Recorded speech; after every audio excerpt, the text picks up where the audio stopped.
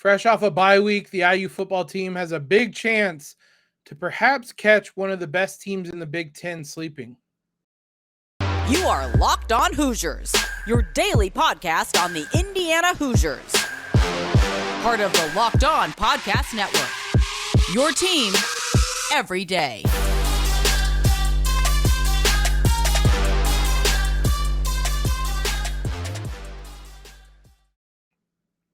What is up, everybody? Welcome into a bonus episode of Locked On Hoosiers. I'm your host, as always, Jacob Rude. Want to thank you guys for making us your first listen every day. Today's episode is brought to you by BetOnline. BetOnline has you covered this season with more props, odds, and lines than ever before. BetOnline, where the game starts. IU football is in a rough place right now, but coming off a bye week, they have a chance against a Penn State team kind of reeling from losing to Ohio State. A big kind of regional rivalry game next week. Good trap game opportunity for IU in this one. So with that in mind, we joined Locked On Nittany Lions for a special crossover episode today to talk everything about this game. Thought I'd give it to you guys as a bonus episode with all the basketball coverage going on as well. So without further ado, let's throw it over to that episode. Welcome in, everybody, to a special crossover edition of a Locked On show today. I'm Jacob Rude, host of Locked On Hoosiers. Joining me is Zach over at Locked On Nittany Lions. Obviously, football game coming up this weekend between the two sides. One of the occasions where the two Locked On hosts can get together and kind of preview these two opponents in a special crossover show. Zach, it's been a fun year. It's looked like from afar for Penn State this season. How the Nittany Lions doing this year? I think the Nittany Lions are doing better than expectations. It's kind of a funny dichotomy over here in Happy Valley because you have the fans that are like, well, they can't beat Michigan, they can't beat Ohio State, so bench the quarterback, fire the head coach. But that same group of people also said this is a rebuilding year. They're going to go 7-5 at best, maybe 8-4. And at one point in time, they were at least in the discussion of maybe if they could push through, maybe get a win over a Michigan, Ohio State, they could be in the top 10, maybe even be in the college football playoff. Okay, that conversation's put to bed. That's not how good this team is. But they are a top 15 team, and I think they perform very well at this point. Games that nobody was really giving them half as much of a chance, whether it was Purdue, whether it was Auburn, they won those games decisively, right? Michigan and Ohio, and they played Ohio State very tough all the way to the end. So things are going well if you had the glass half full type of thing, because at the beginning of the year, I said 10-2. And as of right now, they have 4 winnable games on the schedule. Sorry. It's but very winnable. Yeah. We're here. That's why we're here to discuss this. So, but they got 4 games where they can win out and honestly, realistically finish in the top 10 at the end of the regular season. And I think that is a huge boost of momentum with the recruiting classes they picked up. So from my perspective, maybe not everybody else's, but my perspective, I think things are going really well for the Nittany Lions. Yeah, it's been a wild season of some fun games just by kind of happenstance. I've watched Penn State a number of times, watched them in that Purdue game to kind of kick off the season, tuned into the Auburn game. And then last week was fun as a neutral fan. I don't know how much fun you were having during that one against Ohio State. Sean Clifford is kind of been of a fascinating person to watch play quarterback. It's been he's been there forever, obviously, and you kind of mentioned that fans have had a quick trigger at times with him. What's his season been like for Penn State this year? Up until Ohio State, it was, at least for me, a step into the right direction for him personally, maybe. And it's kind of live by the sword, die by the sword, because when Sean Clifford has performed well, Penn State has won these games decisively. When he's been shaky or not as good, they've lost. And that kind of goes hand in hand. Most teams aren't good enough to recover from a very bad quarterback.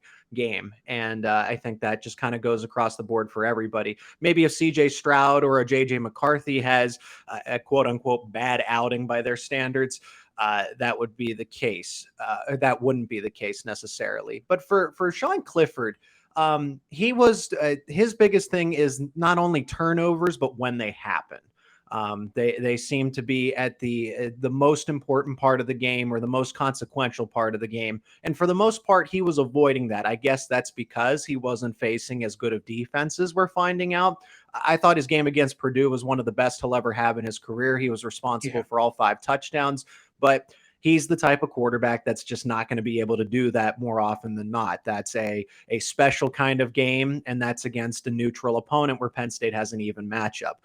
If he did that against Ohio State, Penn State wins that game, or at least take away 2 turnovers, but they weren't all his fault. Sean Clifford this is his ceiling. He's a smart quarterback. I think he has a future in the NFL as a clipboard carrier. That's just my opinion because he knows the game so well. He understands it, and he studies it very well. But he's a good athlete, a solid athlete, but not somebody that's going to necessarily put you over the top. He's your classic game manager.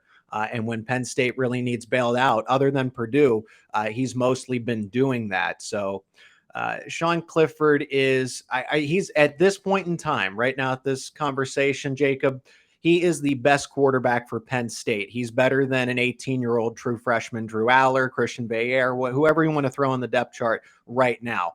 Next season, the year after, Drew's going to take a huge step forward. So, and if Sean Clifford was still here for a couple more years, and Penn State fans would probably lose their minds over that idea. So I don't know how much I want to speak out loud about it, but just hypothetically, Drew would be able to jump him after being in a year or 2 in college football here, because that's the difference. It's the learning gap right now for someone who's a true freshman. That's why he's not starting.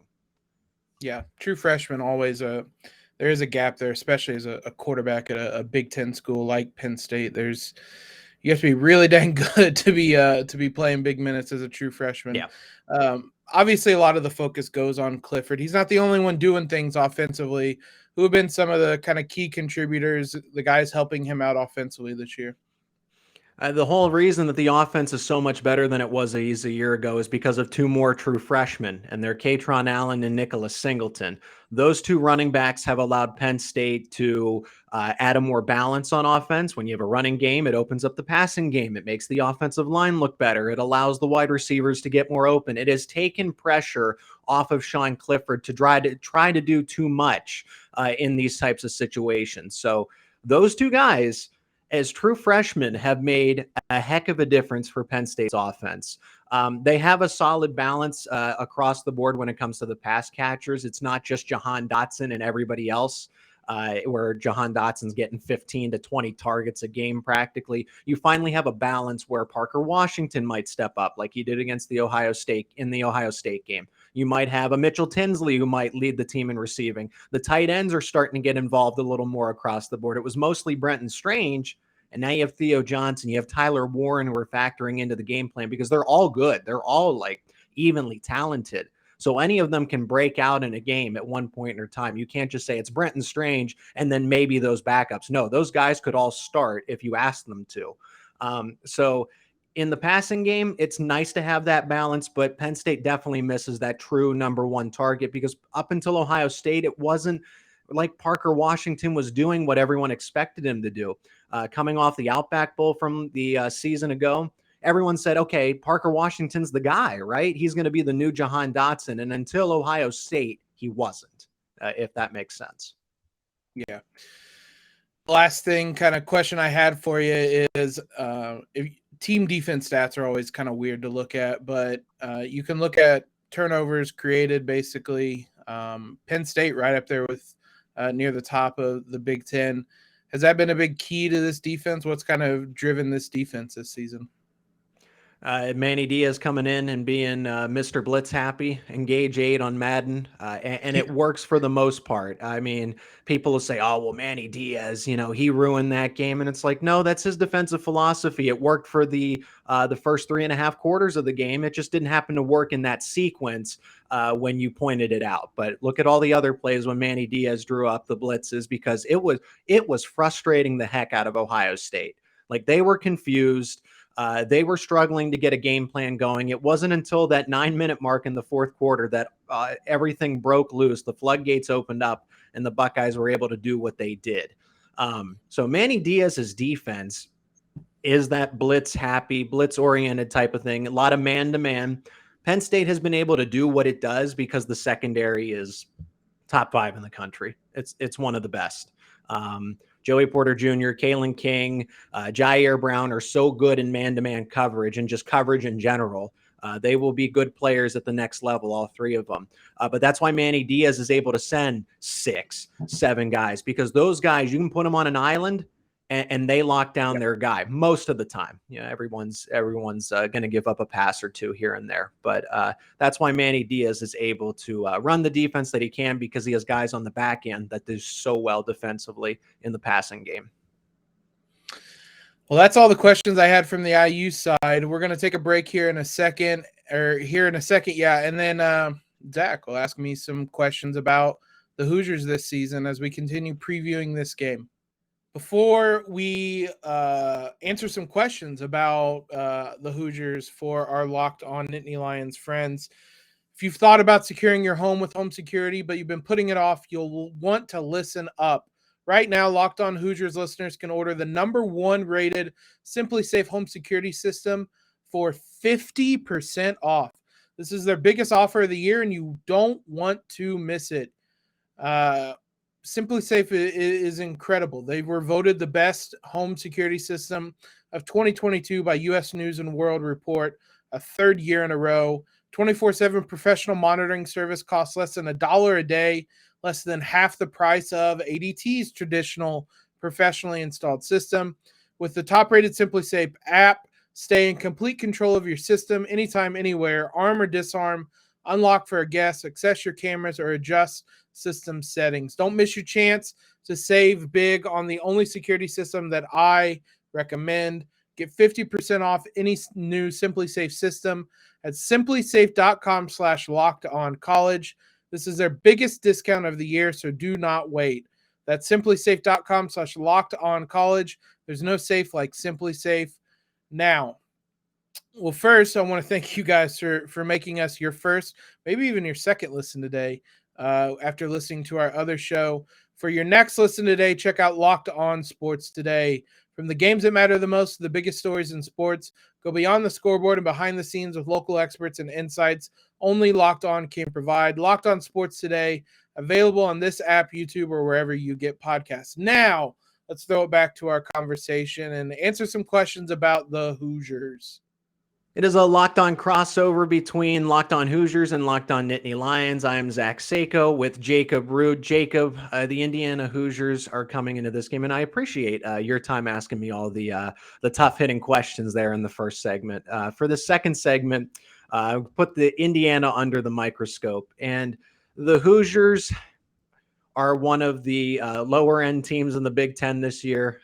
Before we jumped on the show, we were talking about how it's already basketball season for Indiana, and they got a pretty good team. I know that just from seeing the recruiting classes they put together and returning some of their key veterans.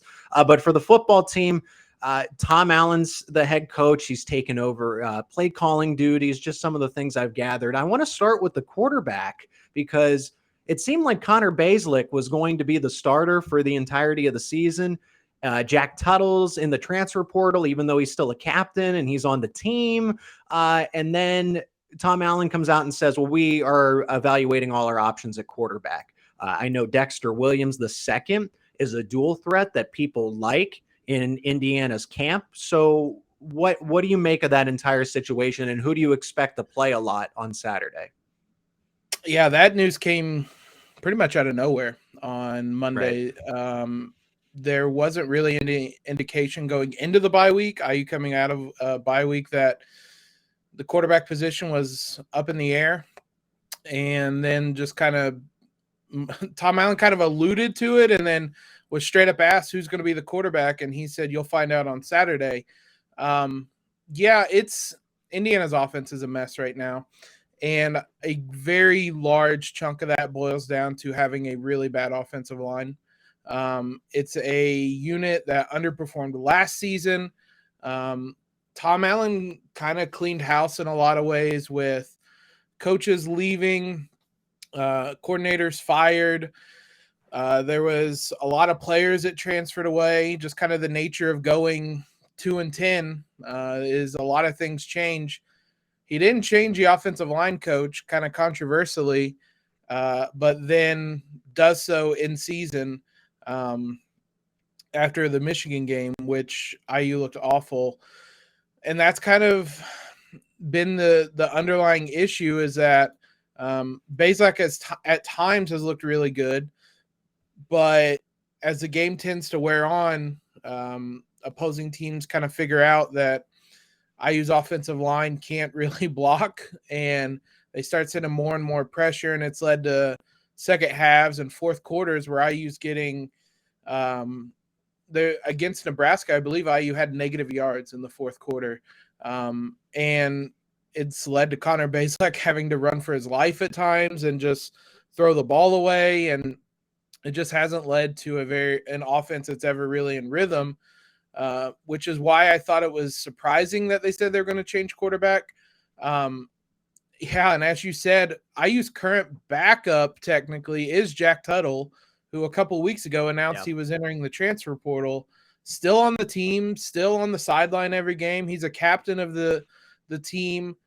He's taking his COVID year and entering the portal to go elsewhere. But the guy behind him, Dexter Williams, has never taken a college snap. So you ask what to expect from him. I have no idea. I mean, you said about as much as Indiana fans know. He's a dual threat quarterback that had a lot of promise coming in. There was a lot of excitement about him.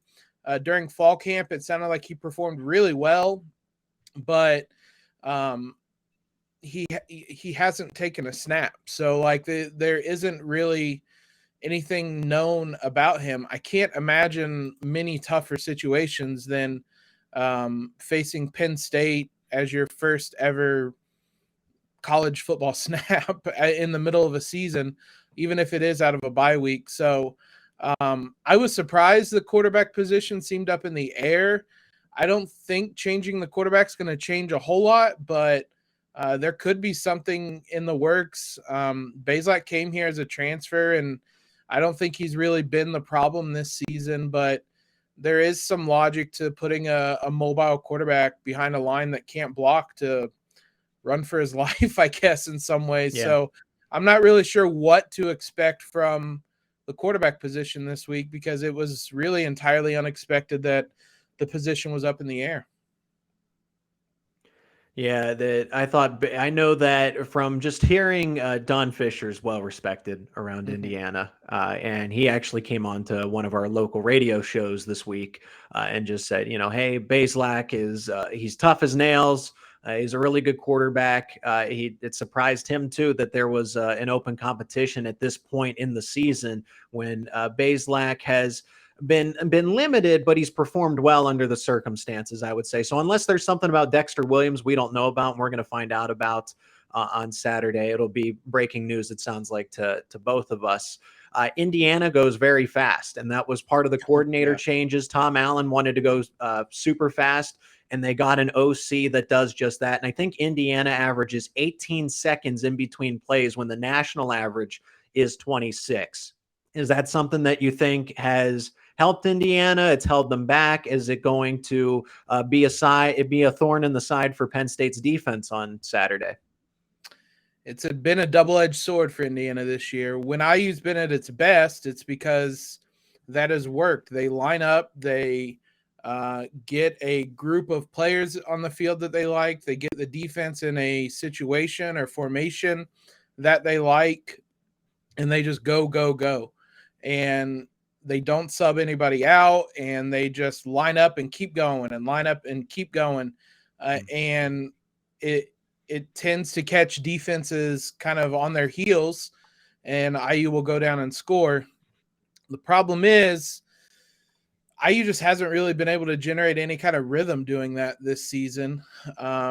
It'll be in starts and stops and sputters and all over the place. Even in the games IU was winning, the second half against Illinois, they had 74 yards total before going on a 75-yard game-winning drive. They trailed Idaho at halftime because their offense was awful.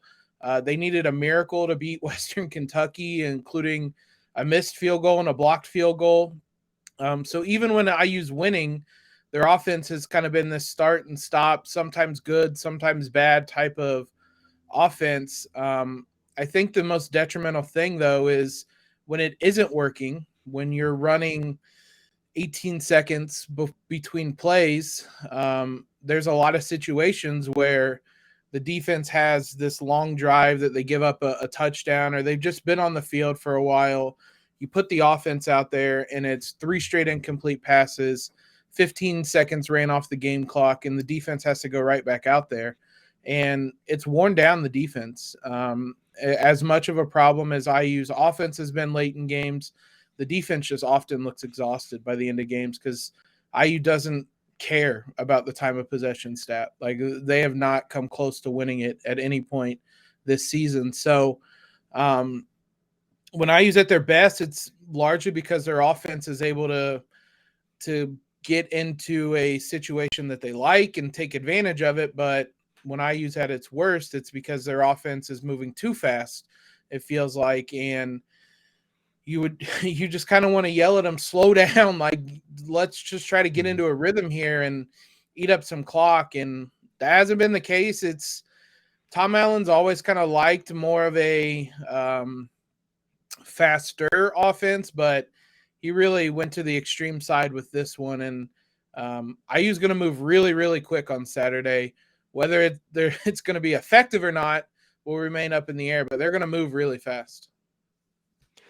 Yeah, I'm not expecting anything less. There is also the part that they're missing their top wide receiver. I know that he was just Camper. Was just confirmed. Camper, yep. Yeah, he was confirmed to be out for the season. I want to flip it over to the defense because you mentioned they're tired, they're worn down. Indiana's offense isn't helping them out by sustaining drives at the very least. In the case, time of possession, but if you have a quick 3 and out, Penn State's defense is going to be on the field for all of 45 seconds or even fewer in that case. This team is really thought that they were going to have a top-notch secondary and be really good on the back end of the defense, kind of similar to Penn State. They were banking on having a quality secondary. Penn State does.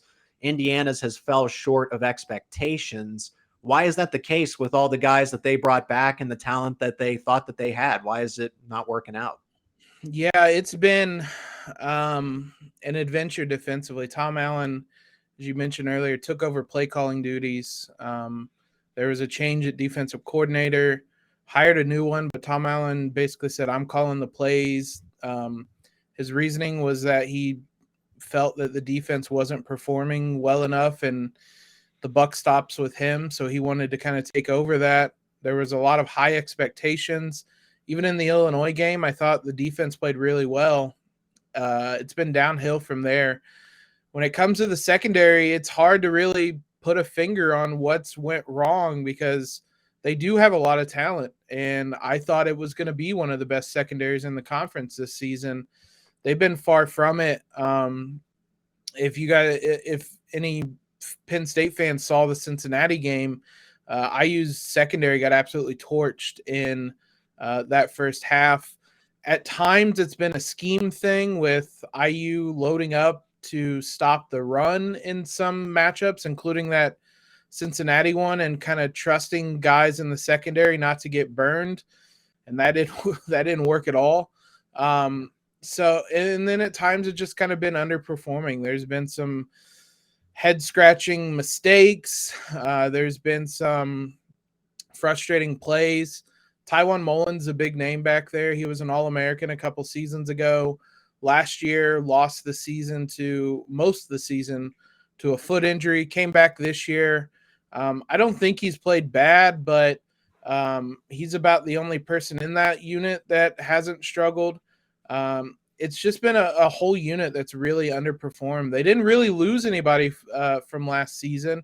Tywin Mullen and Jalen Williams were two of the top three cornerbacks. They returned their safety. They had to put a new player into the Husky position, which is kind of this hybrid linebacker safety position Tom Allen uses. But he was a cornerback in Noah Pierre that played a lot last season. So there was a lot of experience with that group. They've just wholly underperformed. And I wish I had an explanation for it. It's been really frustrating as IU fans because, as you said, this defense had a fair amount of talent that they just haven't really lived up to what the expectations and potential were. So it's been a frustrating season on that end because there were a lot of questions about the offense, a lot of new faces, but you had this idea that at least the defense will be able to be this kind of balancing, steady force that just hasn't been there for most of the season. It is a Locked On crossover with myself, Zach Seyko of Locked On Nittany Lions, and Jacob Rude of Locked On Hoosiers. Throw it back over to Jacob as we get into our final segment, talking about the key matchups, the keys to the game for both Penn State and Indiana. We're going to jump into the keys of the game here in just one moment. But first, nobody enjoys all the embarrassing sweat stains you guys might have. I'm guilty of it. I have sweat stains. I sweat like a insert whatever cliche, PG or not, in this. But I sweat a lot, basically. So Sweat Block has you guys covered. They're the simple solution to your profuse sweating. Sweat Block wipes are antiperspirant wipes. You just apply them the night before, whatever the affected area is. You let it air out, go to bed, wake up the next day, wash that area, and boom, they are your little secret to confidence. They can work for up to 7 days. So apply them on a Sunday. You're good through the week. If you or someone you love is experiencing embarrassing sweat or odor, try Sweat Block.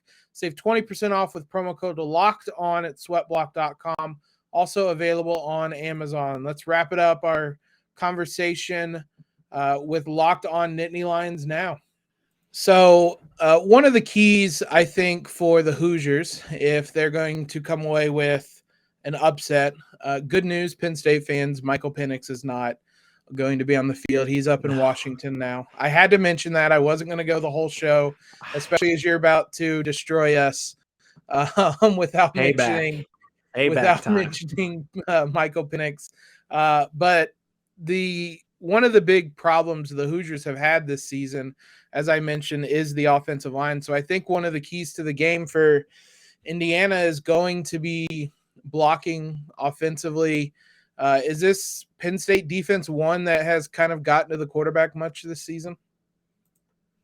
Yeah, I would say it is. And it's just the style of the defense. Yeah. Now, here's the thing: I've been a little critical of the Penn State defensive line because when it's just rushing 4, they're not getting as home as often as you'd like. Now, that's particularly against Ohio State and Michigan, who have some of the best offensive lines in all of college football. But Auburn is about, even though Harsin just got fired, and I did a crossover with Locked On Auburn, and so I know what situation they're in. But that is still I would say top 25 offensive line, if I'm being honest. And Penn State did really well that day. So with the type of defense that Manny Diaz has and the way that they blitz, I think it will confuse, especially if you put in an inexperienced quarterback in the backfield there.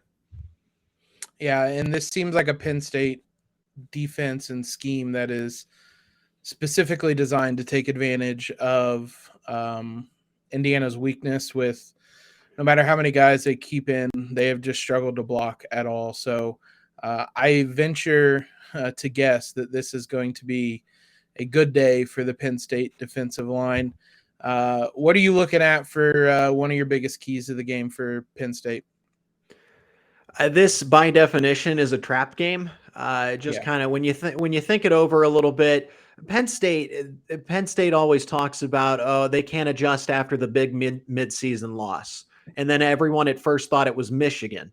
Well, it wasn't Michigan. It's typically the Ohio State game because Penn State is up here when it comes to intensity, emotion, and everything else. And then you come back down way below earth, and you got to go on the road to an Indiana team that this game's boring for Penn State. This game's boring for its fans. This game's boring for his team. It's more of a business trip. There's nothing enticing about it. It's just like, we got to go in there. We got to travel. We got to get a win. So my matchup is Penn State versus Penn State.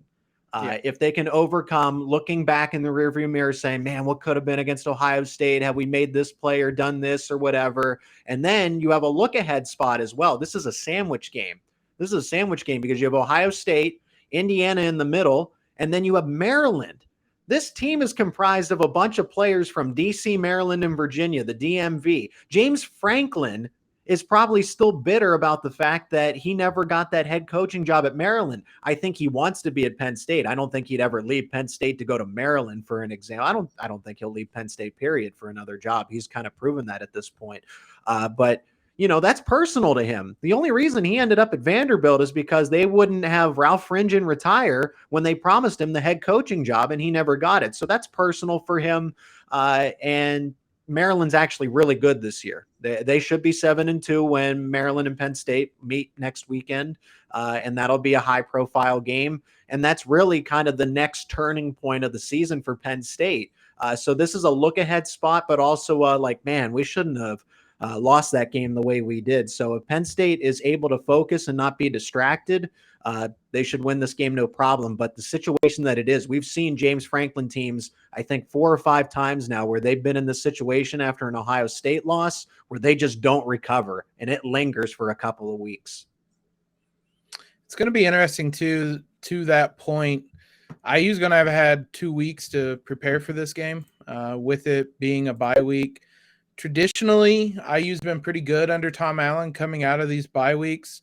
They haven't really had to play anyone like Penn State, and they certainly haven't been as down as they have been this season with just how much the offense has struggled and whatnot. So a fascinating game that I am excited to watch, at least for the first quarter until things get out of hand. And then I might flip on an IU basketball scrimmage or something to rewatch that. As you said, it's basketball season here. We are fully engulfed into that one. Zach, thanks a ton for coming on and for doing this crossover. These are always a lot of fun to really get insight into teams and take advantage of this Locked On network.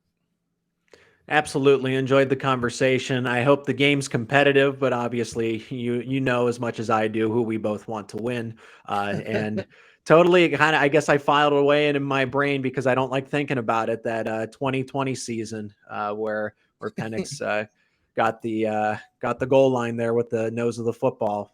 I don't think he did, but the referees say so. And that was that game for Penn State, even though it was earlier in the season. That was that game that they just really never recovered from after the fact. So hopefully it's a revenge game for Franklin and this group. But Jacob, it was great talking to you. If it makes you feel any better, everything has been downhill since that season. So we got that season and we have paid for it ever since. So I would do it again, but boy, this has been rough. But looking forward to the game on Saturday. Best of luck and go Hoosiers. Thanks again to Locked On Nittany Lions, to Zach for that conversation. As always, guys, thank you for making Locked On Hoosiers your first listen every day. We'll be back on Friday, recapping the men's basketball scrimmage, previewing the women's basketball scrimmage. For your next listen, check out Locked On Sports Today.